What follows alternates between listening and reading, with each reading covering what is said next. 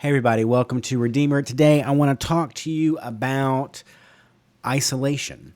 As you know, I just got out of having COVID with members of my family. Not everybody got sick, but we were all isolated essentially.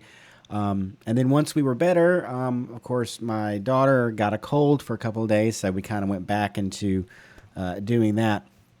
And so I come to you having been isolated, especially when my wife and I had COVID, overlapping to a long time, really stuck at home, and so getting back into the office was really a bewildering thing. Just seeing different colors and shapes and going down the road to a different building was crazy. I mean, I felt like I was awake for the first time in a week. And anyway, that made me start to think about kind of going, stir crazy or cabin fever or all those kinds of things. And I'm like, well, I'm going to talk about that in today's reflection. And as I started, researching it and kind of looking for links to make connections with, it got it got a little depressing because you started talking about people who had mental health needs or were having either a seasonal or an onset depression, and ways to find mental health professionals. And again, I'm going to stop here and mention, like, if you're feeling any of those things, forget whatever stigma you think that mental health has behind it, but that's all bonkers.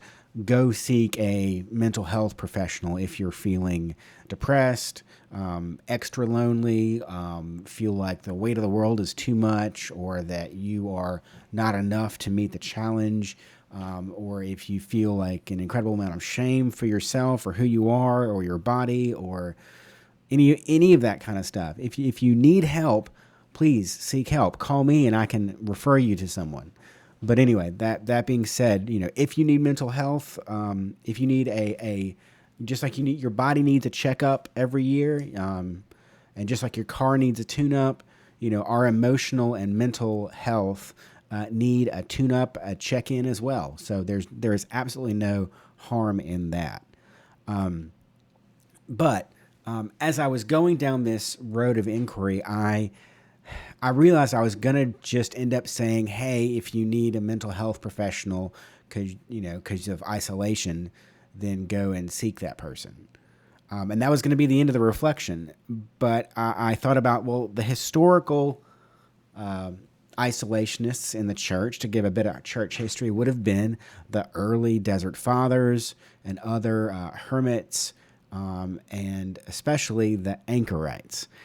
So just to give a quick recap of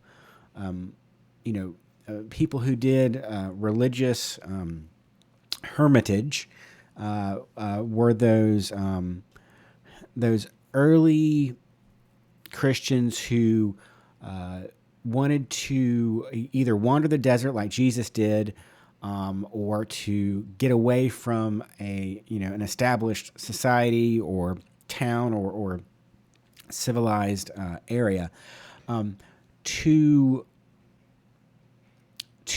be more close to God, to get rid of distractions that everyday common life would have.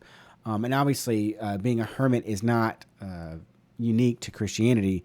Buddhism, Hinduism, Islam, Taoism, and sects of the Hebrew community had hermits. But especially in the 3rd century, Paul of Thebes was a famous Christian hermit, and the Desert Fathers would go out and seek isolation, living in caves or other found areas, or they would live in simple huts. And people from nearby settlements would come and seek their advice or pray with them. And as those communities would grow, the original hermit would leave and find a new isolated place. And so other big monastic communities like the Carthusians live in community. They live in a dwelling, but they set up their own cells in a very isolating way, and they only come together for common worship. But the most, I guess, famous isolationists or hermits would be the anchorites. Anchorite is a Greek word meaning to withdraw. And it's kind of like a super hermit who would basically live in a room that was built onto the side of a church, and then the bishop or some other religious leader would, in a ceremony, basically wall them in, like brick up the door, and they would live in a room attached to a church, or set aside, like on the church grounds, not directly connected to a larger building. And they had little windows that would either face into the church if their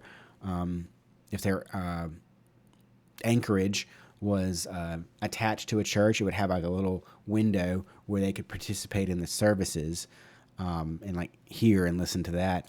And then there would be another little window on the other side where they could pass like notes, receive food from people, or other offerings or gifts. And so that was how the anchorites would live. Pretty crazy. Here, let's take a look. So here we have an anchorage set in a church where you can see the little windows are called squints. And they would basically live a very prayerful life without the distractions of everyday life. Here's another anchorage in the side of a church. Here's a squint. Another entrance to a anchorage. And there's a standalone anchorage. So a very small, basically one-room hut. And that is what they would do.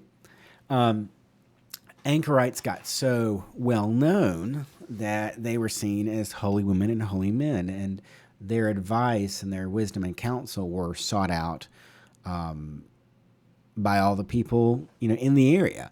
And so it was quite you could get kind of famous being an anchorite. Of course, the trade-off being is that you were essentially self-imprisoned in a room to be closer to God. Anyway, I'm not saying that what any of us dealt with during COVID was anything of that sort, but I will say that I have isolated myself or gone on retreat or silent retreat to pray and be close to God. And I find going on retreat regularly to be extremely helpful for my long-term health and spiritual growth. And yet, I wouldn't do it long-term. For those who do feel called to that kind of life, great. I do not feel called in that way. I would rather be in and amongst the community, pounding the pavement, walking the walk, out there in the world, because there's lots of work out there to do. But for those who feel so inclined, I love that there is that simplicity of purpose and that intentional living, which I think is extremely important. So if you feel so called to live a more community-driven life in a established religious community or a religious life, you can talk to me. I know several monastics that I could refer you to. However, if you are living in the world and that is where you're called to be, I'm going to encourage you to take time for retreat, especially silent retreat, where you go to a place. Maybe it's a cabin or a cottage or any place that is not in the middle of a town, and you just are in that room or in that place quietly for a day or two. Essentially, you could, rent a cabin at Bratton Green or a number of other offerings, and just be alone without books or music or radio. Maybe take a religious book, a book of meditations or reflections you would like to read to think upon, but not like, a pleasure reading book. And just go and just be quiet with God for a time. It's extremely helpful. And even one day of silent retreat can just kind of recharge you for, 3 months. So anyway, if you're interested in going upon a silent retreat, I'll be happy to lead one for the people here at the church or anyone else who wants to sign up. If that's something that interests you, let me know. That's all I have for this week. If you want to know more about anchorites, religious hermits, or monastic communities, let me know. You can contact me at andrew@redeemerbrookhaven.com or visit redeemerbrookhaven.com for all the other contact information. Thank you, and God bless.